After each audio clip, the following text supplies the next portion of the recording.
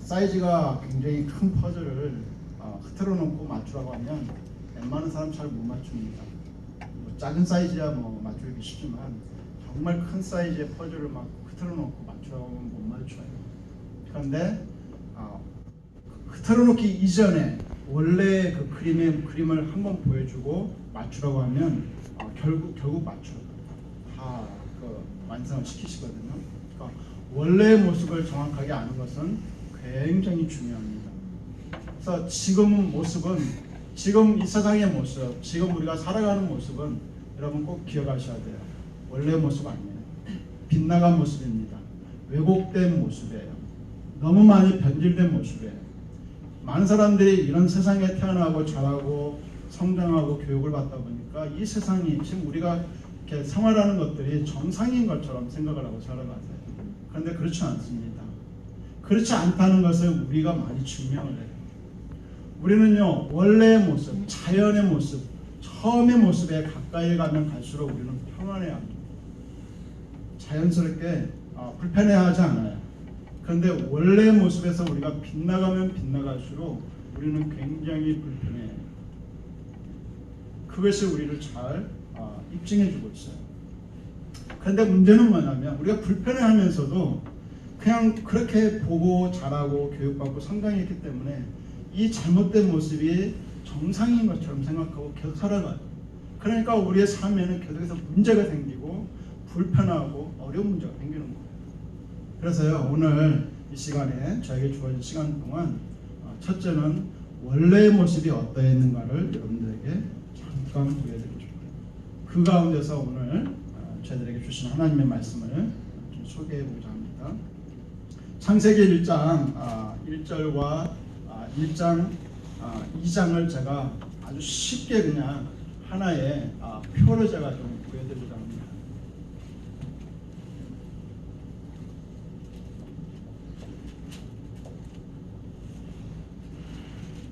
하나님만 계셨던 때가 있었어요. 그러다가 창세기 1장 1절에 보시면 태초에 하나님이 천지를 창조하십니다 하면서 천지 만물을 1장과 2장에 보시면 창조하세요. 그런데 첫째 날, 둘째 날, 셋째 날, 넷째 날, 다섯째 날, 여섯째 날 동안에 보시면 하나님으로부터 뭔가가 하나씩 생기게 돼요. 근데 생기는 그 과정을 보시면 하나님은 처음에 근원적인 것을 만드시고 나서 덜 근원적인 것을 만들어 가시는 장면이 나옵니다. 그런데 거기에 하나님이 일일이 다 만드시지 않느냐 하시고 이렇게 만드셔요. 하나님이 만물을 창조하세요. 만물을 창조하시고 나서요, 예를 들면요, 하나님의 땅을 창조하시고 나서 그 땅으로부터 새로운 것이 나오도록 그렇게 창조를 하세요. 쉽게 얘기하면 땅을 만드시고 땅에서 어때요? 나무가 만들어지도록 하나님이 창조하신 걸 볼 수가 있습니다. 그리고 그 나무에서 어때요? 가지가 나오고 또 그 가지에서 나중에 꽃이 피고 열매가 맺어지도록 그렇게 만들어 놓으셨어요. 그래서요, 만물과 만물 사이에는 또한 관계라고 하는 것이 있습니다. 그리고요, 6일째 되는 날 하나님이 이제 정말 중시 여기는 한 대상을 창조하세요. 그게 누굽니까? 네, 사람이에요. 사람. 근데 사람도요, 어떻습니까? 우리 육체는 땅으로부터, 땅의 흙으로 사람을 만들었어요. 그리고 그 코에 하나님이 생기를 불어넣으셔서 사람이 되게 됐거든요. 그러니까 우리의 육신은 땅으로부터, 땅과 관계 속에서 형성되었고요. 우리의 영혼은 하나님과 관계 속에서 주어졌어요. 하나님과의 관계.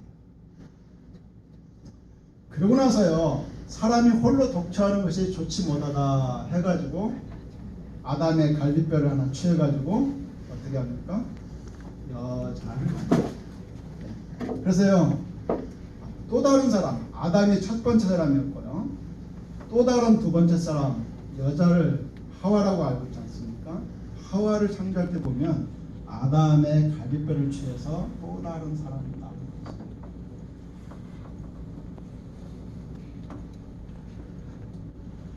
그리고 그 후에요. 또 다른 사람은 전부 다 어떻게 만들어지게 되냐면 사람과 사람 관계 사이에서 자녀가 태어나요.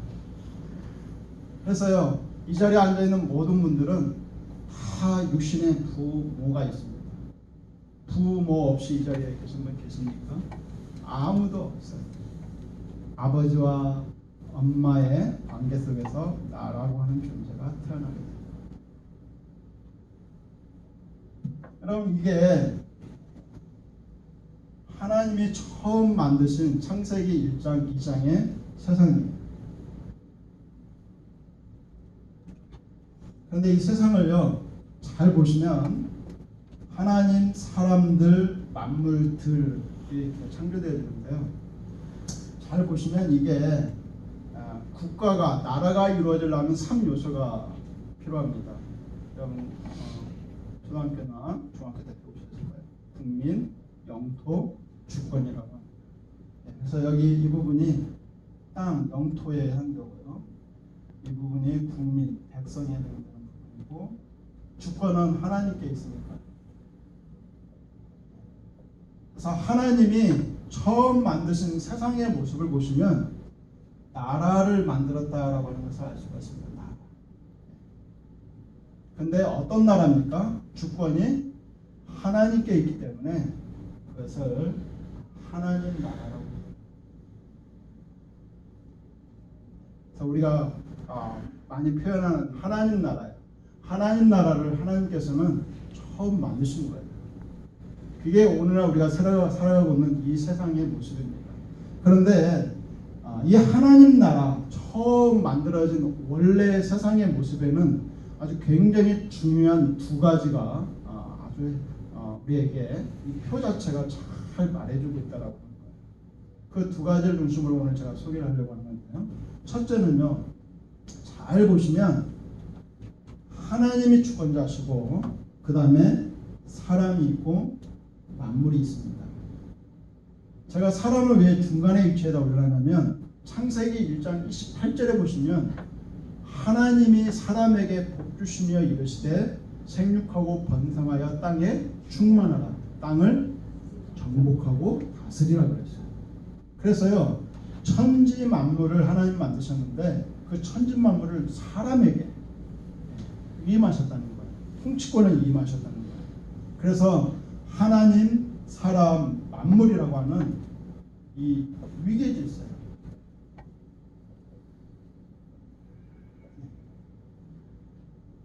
위계 질서라고 하는 것이 하나님 나라에는 아주 분명히 형성되어 있습니다. 여러분, 우리가 예수를 믿었음에도 불구하고도 왜 내 마음에 천국이 안 이루어진지 아십니까? 이 질서가 깨지면 내 마음에 천국 안 이루어져요. 하나님 자리에 하나님 계시고 내 자리에 내가 있어야 되고 만물의 자리에 만물이 있어야 됩니다. 근데 하나님 자리에 돈이 올라가는 사람도 있고요. 하나님 자리에 내가 사랑하는 어떤 대상이 올라가는 사람도 있고요. 하나님 자리에 내가 올라가는 사람도 있어요. 그러면 그곳은 천국에 임하지 않아요. 지옥이 있는 거예요. 질서예요. 첫째가. 그리고 두 번째는요, 오늘 말씀을 창세기 1장 2장의 내용을 잘 살펴보시면요, 모든 존재가 관계 가운데서 형성되어지고 관계 가운데서 유지되어진다고 보십니다. 하나님을 제외한 모든 존재는요, 하나님과 관계 속에서 존재하게 됐어요. 그리고 하나님과의 관계만 있는 게 아니라 또 어때요? 사람과 사람 사이에도 관계가 있고 사람과 만물 사이에도 관계가 있고 만물과 만물 사이에도 관계가 있습니다. 하나님 나라를 잘 이렇게 분석해 보시면 이 하나님 나라에는 이 관계라고 하는 것이 형성되어 있다라고 하는 것을 알 수가 있어요. 이게 바로요, 창조 세계의 신비, 법칙이라고 말씀을 드릴 수가 있는데요. 이런 내용을 창세기 1장 2장에서 소개하고 있거든요. 그래서 하나님 나라는 이 질서와 이 관계가 두 가지가 잘 균형과 조화를 이루고 있는 곳이 하나님 나라예요. 그래서 여러분의 마음에, 여러분의 삶에, 인생에 우리가 살고 있는 이 지역사회 또 이 한 나라에 전 세계에 하나님의 나라가 이루어지려면 질서와 관계가 잘 회복이 되셔야 돼요. 그러면 내 마음에서부터 천국이 시작됩니다. 이 두 가지가 깨져 있잖아요. 그러면 천국이 이루어지지 않습니다. 예를 들어서 가정을 갖다가 제가 이 하나님 나라 측면에서 소개를 해드리면요, 가정에 아무리 엄청나게 큰 부를 누리고 살아가도요, 만약에 가족끼리 관계가 깨져 있다고 생각해보세요. 그 가정에 천국이 임하겠습니까? 그럴 수 없어요. 지옥이에요. 관계. 또 한 가지요. 이 관계가 아무리 좋아도 만약에 위계 질서가 깨져 있다고, 아버지 자리에 아버지가 있고 자식 자리에 자식이 있어야 되고 손자 자리에 손자가 있어야 되는데 이게 뒤죽박죽이라고 생각해보세요. 그러면 그 가정 공동체는 좋은 모습은 아니에요. 건강한 모습은 아니에요. 위계 질서라고 해요. 오늘 예수님이요, 요 하나님 나라의 이 대원리요, 이 신비 또는 법칙, 대원리에 대해서 예수님은 한 말씀으로 아주 쉽게 그냥 비유를 들어서 선포를 해버렸습니다. 선언을 하셨어요. 그게 바로 요한복음 15장 5절. 처음 어떻게 시작합니까? 나는 포도나무요, 너희는 가지라. 포도나무와 가지의 비유를 들어서 너무 쉽게 이걸 소개하고 있어요. 여러분, 포도나무와 가지의 비유 여러분 잘 아시죠? 여러분, 처음에 포도나무가 있어요. 거기서 어때요? 때가 되면 가지가 나오게 됩니다. 포도나무 없이 가지는 존재할 수 없어요. 그리고 그 가지가 포도나무와의 관계 속에서만 생존이라고 하는 것이 됩니다. 포도나무와 관계없이 어떻게 가지가 생존할 수 있겠어요? 그럴 수 없죠. 그리고 포도나무와의 그 관계 속에서만 생존할 뿐만 아니라 어떻습니까? 가지가 성장이라고 하는 걸 하게 됩니다. 가지가 자라요. 그리고 그 관계 속에서만 때가 되면 어때요? 아름다운 꽃을 피우고 또 때가 되면 풍성한 열매를 맺어서 많은 사람들과 많은 짐승들을 유익하게 합니다. 그 관계라고 하는 거예요.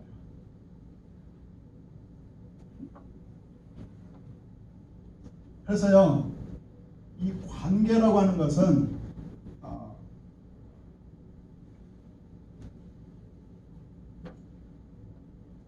절대적 관계라고 합니다.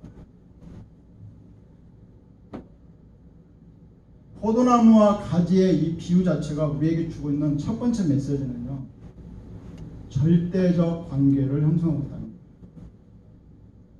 우리도요, 계속 생존하기를 원하고, 우리도 소망하는 것은 우리가 더 성장되어지기를 원해요. 더 좋아지기를 원해요. 그리고 우리 인생에 꽃이 피고 풍성한 열매를 맺기를 다 원합니다. 그런데 그것이 이루어지려면 반드시 전제 조건이 가지는 포도나무와의 관계가 있어야만이 그 모든 게 가능한 거죠. 그래서 이 관계라고 하는 것은요, 하나님이 처음 만드신 세상에 그 관계라고 하는 것은 맺어도 되고 안 맺어도 되고 하는 선택이 안 가는 거예요. 근데 오늘날 잘못된 이 생각이 뭐냐면요, 선택의 개념으로 생각을 하세요. 심지어는 가족과의 관계조차도 선택의 개념을 생각해서 마음에 안 들면 아예 인연을 끊어버리시려고 하세요. 근데 인연을 한번 끊어보세요. 내 마음에 천국이 많은지. 상대방이 나에게 바다를 주니까 내가 인연을 끊어버리겠다라고 하고, 가족과의 형제간의 부모와의 관계를 한번 끊어보세요. 내 마음에 천국이 많습니까? 절대 그렇지 않습니다. 관계가 회복될 때 비로소 내 마음에 천국이 시작되지, 관계가 끊어진 상태에서 내 마음에 천국이 많을 수 없습니다. 그 말이 우리에게 주고 있는 메시지는요, 절대적 관계라고 합니다. 두 번째로는요, 이 관계가 어떤 관계냐면 생명관계라고 합니다. 우리가 살고 죽고를 결정하는 겁니다. 제가 생활관계상 다 설명 못합니다. 영생이라고 하는 단어, 영원히 우리가 산다라고 합니다. 그 산다라는 말이 존재한다는 말이 아니에요. 하나님과 우리가 그 관계가 영원한 상태를 말합니다. 그것을 산다, 생명이라고 개념이 있어요. 그래서요, 관계가 왜 이렇게 중요하냐? 내가 살고 죽고 흥하고 망하고를 결정하는 것이 관계에 의해서거든요. 사실 특별히 누구와의 관계예요? 하나님과의 관계. 모든 것의 근원이십니다. 하나님과의 관계. 그래서요, 이 관계가 너무너무 중요하다는 것을 누가 아시냐면 하나님이 아세요.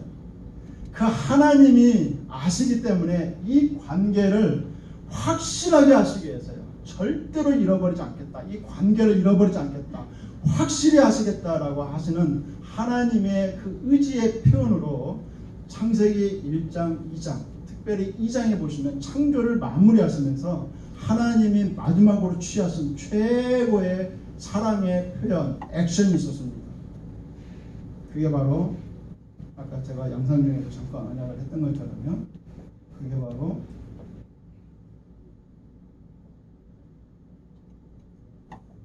언약이라고 하는 것을 체결을 합니다. 제가 오늘 성경 공부 시간이 아니기 때문에 소개를 못해요. 그냥 그렇다라고만 제가 소개해드리고요. 창세기 2장 16절, 17절 말씀이에요. 많은 사람들이 이 말씀을 왜곡해서 알고 계세요. 그 선악과 나무 얘기잖아요. 그거든요. 저는 30년 동안 제가 성경 공부하면서 그 질문을 너무 많이 받았어요. 하나님이 우리를 사랑하신다면서 어떻게 선악과를 드셔가지고 우리가 이거 범죄하게 하고 병 주고 약 주고 하는 거 아니냐, 그런 질문 수없이 받았어요. 그래서 저는 딱 대놓고 말씀드려요. 성경 중에서 가장 하나님의 사랑을 최고로 표현한 구절을 저보고 뽑고 얘기하라고 하면 저는 여기 뽑아요. 창세기 2장 16절 17절이에요. 언약 체결은요, 하나님이 우리한테 해줄 수 있는 최고의 사랑의 표현이에요. 여러분, 이 언약을 쉽게 우리가 생각해 본다면요, 결혼하고 똑같습니다. 결혼하고 거의 비슷해요. 여러분, 한 남자가 한 여자를 사랑해가지고 그 여자에게 그 남자가 해줄 수 있는 최고의 사랑의 표현 중에 하나는요, 결혼하는 겁니다. 그냥 사랑해서 동거하고 사는 거하고는 근본적으로 차이가 있어요. 여러분, 동거는 강한 남자가 약한 여자 마음에 안 들면 언제든지 버릴 수 있어요. 그런데 결혼식을 하고 혼인신고까지 한 다음에는요, 강자라고 해서 함부로 못합니다. 왜요? 법적인 책임이 있기 때문에. 그래서 한 남자, 강한 남자가 약한 여자를 위해서 해줄 수 있는, 내가 당신을 사랑합니다, 아무리 고백해도 사랑합니다 하고 그냥 동거하고 산다 온다면 그건 한계가 있어요. 그런데 공식적으로 수많은 지인들 앞에서 결혼식을 하고 혼인신고까지 하게 되면 남자가 여자에게 해줄 수 있는 최고의 표현입니다. 하나님은 그냥 우리하고 동거하고 사실 수 있었어요. 그런데 그렇게 안 하셨어요. 공식적으로 관계를 형성하셨어요. 여러분, 공식적인 관계를 형성하게 된다는 것은 권리와 의무라고 하는 게 두 가지입니다. 신랑과 신부가 법적으로 혼인을 하게 되고 혼인식을 하게 되고 혼인신고까지 하게 되면 법적으로 이제 신랑과 신부는 어때요? 동등한 권리와 재산까지도 어때요? 소유할 수 있는 권리와 의무가 주어져요. 여러분, 하나님이 창조주신데 그 하나님이 피조물 우리들에게 이런 관계를 형성하셨어요. 그 관계를 잃어버리지 아니하고자 하시는 하나님의 표현이세요. 이 시간에 제가 표현을 다 못해서 많이 안타깝지만 그래도 그냥 그렇게만 좀 하셨으면 좋겠습니다. 그래서 이 언약이라고 하는 것을 하나님이 체결하시는데요. 이 언약이라고 하는 개념은 쉽게 얘기하면 하나님과 사람 사이에 공식적인 관계를 형성한다는 겁니다. 그래서 이제 하나님과 우리 사이에는 한 몸이라고 하는 거예요. 포인트는 그거예요. 한 몸이라고 하는 거예요. 여러분, 하나님과 우리가 한 몸이 된다라고 하는 것은 굉장히 중요한 의미가 있습니다. 만약에 내가 진짜 지금 잘못을 저질렀어요. 그런데 그 진짜 잘못을 저지른 그 책임을 하나님이 지신다. 왜요? 언약을 체결했기 때문에. 우리가 부부도 마찬가지 아닙니까? 그래서 제 아내가 경제적으로 문제가 생겼어요. 뱅크럽시를 했어요. 그러면 부부니까 어떻습니까?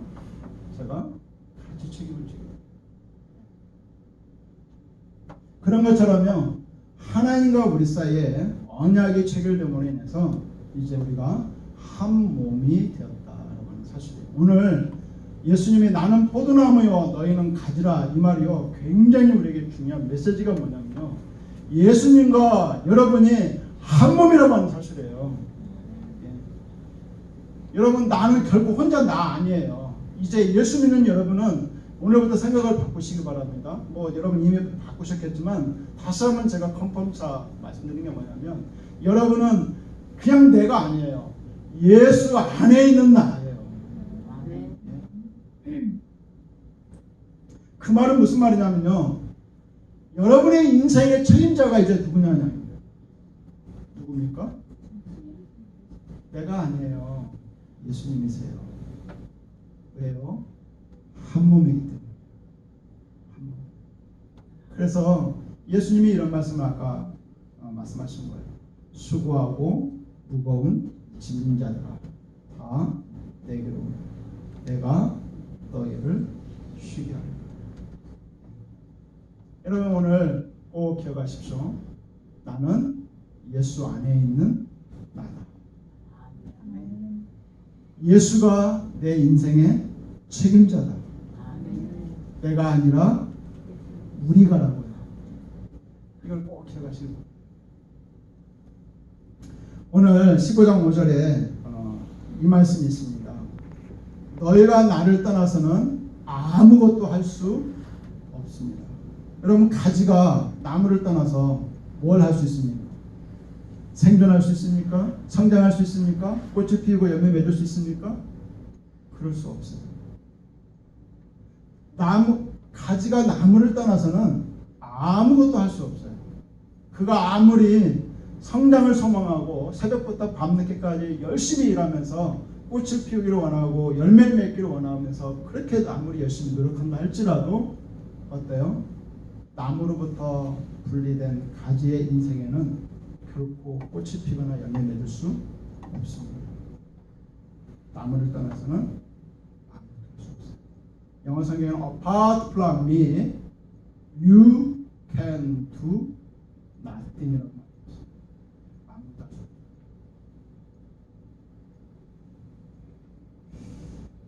내가 하나님이 되어버린 세상에 대한 위대한 도전의 선포세요. 여러분이 잘 아시는 것처럼 천상의 세계에서 하나님이 되고자 하는 한 천사가 반역을 합니다. 하나님 같이 되려고 그랬어요. 하나님 없이 이제 자기가 하나님이 되어서 이 온 세계를 자기가 지고자 하는 이 반역의 역사예요. 그게 사단이죠. 그리고 그 천사가 쫓김을 받아서 지상으로 내려와서 지상에서 통치권을 임받은 이 첫사람 아담과 하와를 어때요? 유혹합니다. 그 유혹의 내용의 핵심은 네가 이 선악을 알게 나무 씨과를 따먹으면 네가 하나님처럼 될 수 있다라고 합니다. 네가 할 수 있다라고 하는 이 사상이 들어오기 시작해요. 결국 어떻게 됩니까? 선악을 알게 나무 씨과를 따먹고 이제 하나님같이 되고자 하는 반역이 시작돼요. 그리고 오늘날 안타깝게도 우리가 살아가고 있는 이 세상에는 하나님처럼 우리가 무엇이든지 할 수 있을 것처럼 생각하고 살아가는 시대에 우리가 살고 있습니다. 그런데 오늘 예수님은 포도나무와 가지의 이 비유를 들어서 아주 쉽고 아주 분명하게 apart from me you can do nothing이라고 분명하게 선포하고 있습니다. 여러분, 예수님을 떠나서는 내가 아무것도 할 수 없다라고 여러분 믿습니까? 아멘. 정말요? 아멘. 우리 여기 한인교회 성도님들은 믿음이 아주 좋습니다.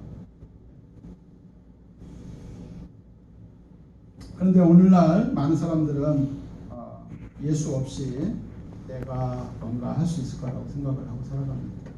예수를 붙잡죠. 또 예수를 믿어도 제 눈에 보이는 오늘날 수많은 우리 성도들의 삶을 보시면요, 예수를 믿으세요.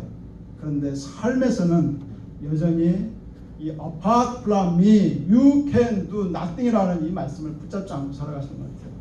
여전히 내가 할 수 있다라고 생각하고 살아갔어요. 여러분 오늘 너희가 나를 떠나서는 아무것도 할 수 없다라고 했을 때 나를 떠나서는 그 말이요. 실제 우리에게 적용시켜 본다 하면요. 내가 하려고 하는 거예요. 여러분 그게 나를 떠나서는 예수 없이 내가 하려고 하는 거예요. 여러분 그 자체가 예수 없이 하는 거예요. 내가 책임지려고 하는 거예요. 또 내가 할 수 있다라고 생각하는 거예요.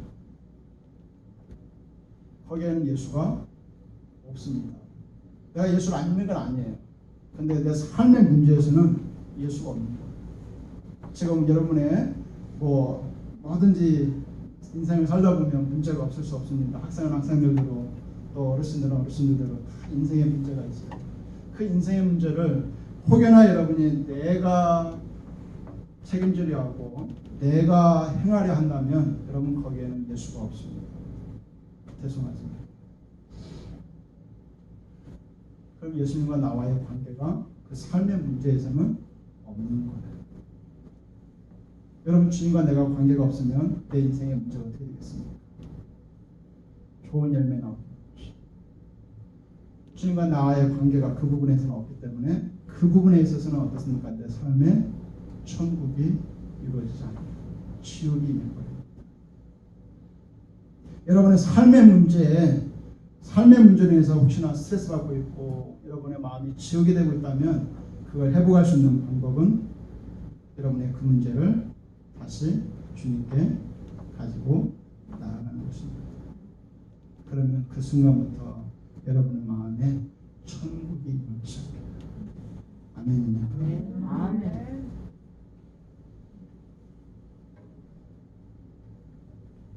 여러분 질문 하나 하고 싶습니다.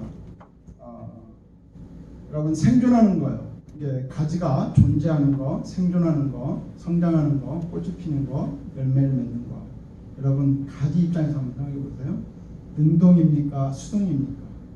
그러니까 쉽게 말씀드리면 가지가 되는 것입니까? 되어지는 것입니까? 되어지는 거. 네, 되어지는 거예요. 그걸 수동이라고 하잖아요. 그러니까 내가 하는 게 아니라고요. 가진 내가 내 인생의 문제를 푸는 게 아니에요. 내가 이 땅에서 존재하는 것부터 시작해서 생존하는 거, 성장하는 거, 꽃이 피고 열매를 맺는 것 자체가 하나님 말씀하시기를 네가 하라는 게 아니에요. 이건 다 되어지는 거예요. 되어지는 거예요. 뭔 줄 알면요.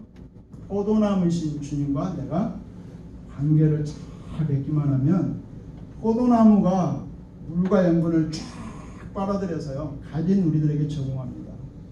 그러면 그 포도나무와 우리가 관계를 잘 맺으면서 그 주신 것들을 잘 받아먹기만 하면 그 물과 양분이 내 안에 들어와서 어떻습니까?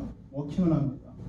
그러면 우리는 계속해서 파릇파릇하게 생존되어지고 성장도 되어지고요. 꽃이 피어지고 열매가 맺어지게 되는 것입니다. 여러분 이 비밀을 꼭 기억하시길 바랍니다. 되는 게 아니에요. 되어지는 것입니다. 여러분 예수님과 내가 한 몸이 되었다는 게요. 이렇게 좋은 거예요. 예수님과 내가 한 몸이 됐기 때문에요. 책임자이신 예수님이 우리의 필요를 아시고 끊임없이 공급해 주신다는 거예요. 당신이 책임지고 우리에게 공급해 주신다는 거예요. 그걸 우리가 관계를 잘 맺고 받아 먹기만 하면 그 예수님이 우리에게 주시는 물과 양분 같은 것이 우리 안에 들어와서 워킹해서 우리 인생에 어때요? 좋은 열매가 나타난다는 거예요. 할렐루야. 여러분 you can do it은 죄송하지만 거짓말입니다. 앞에 요게 있어야 돼요. In Christ. You can do it은 그건 맞아요. You can do it in Christ. 이건 맞습니다. Right? 근데 그냥 in Christ가 빠진 상태에서 you can do it은 죄송하지만 거짓말. 그럴 수 없어요. 여러분 가지가 어떻게 나무 없이 열매 맺으시겠어요? 그렇잖아요. 그럴 수 없습니다. 예수 안에서만 우리는 것을 할 수 있는 줄로 믿습니다. 네. 마지막 하나를 더 이제 소개하고 오늘 말씀을 정리해 가고자 합니다. 오늘 15장 5절 중반에 이런 말씀이 있어요. 저가 내 안에, 내가 저 안에 있으면 이 사람은 과실을 많이 맺나니. 여러분, 이 말씀을 원어로 제가 좀 더 쉽고 더 디테일하게 소개하면 이렇게 번역을 해드릴 수 있습니다. 너희가 나무인 나를 꽉 붙잡으면 내가 네 안에 들어갈 것이고, 내가 네 안에 들어가서 내가 워킹함으로 많은 열매를 맺게 할 것입니다. 그 말이에요. 그럼 여러분, 여기 과실이요, 풍성한 열매를 맺게 하는 거, 우리 인생에 다들 소원하는 거 아닙니까? 내 인생에 이런 좋은 열매가 맺어진 걸 다 원하시잖아요. 근데 여러분, 가진 우리만 이 열매를 맺는 걸 원합니까? 아니에요. 포도나무이신 예수님께서도 우리 인생에 풍성한 열매가 맺어지기를 원하신다라고 하는 사실입니다. 그리고 그 풍성한 열매를 누가 오늘 그 열매를 맺어주게 하시겠다라고 말씀하고 계시냐면 포도나무이신 예수께서 그렇게 하시겠다는 거예요.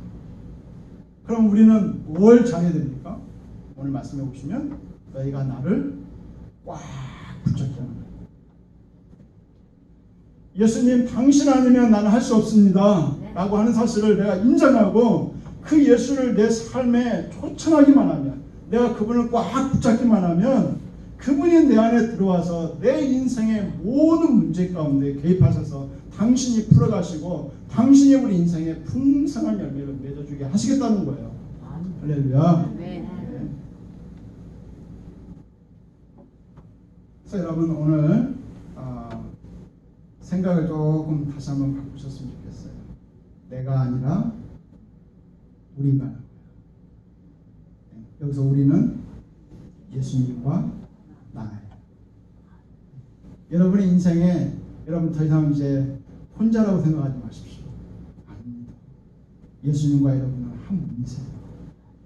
언약을 체결한 한 몸이라고 하는 사실을 꼭 기억하시기 바랍니다. 여러분이 정말 어떤 심각한 잘못을 저질렀다 할지라도 그 인생의 책임자는 누굽니까? 그 문제의 책임자는 예수 그리스도세요. 여러분, 여기 어머니들이 많이 계시잖아요. 자녀가 아무리 망나니 같은 삶을 살았다 할지라도 여러분 가슴에서 그 자식을 버릴 수 있습니까? 그럴 수 없어요. 여러분, 그 마음은 어디서 보신지 아세요? 하나님이 우리 사람을 향해서 갖는 마음이세요. 그 마음이 우리 안에 부어진 거예요. 하나님의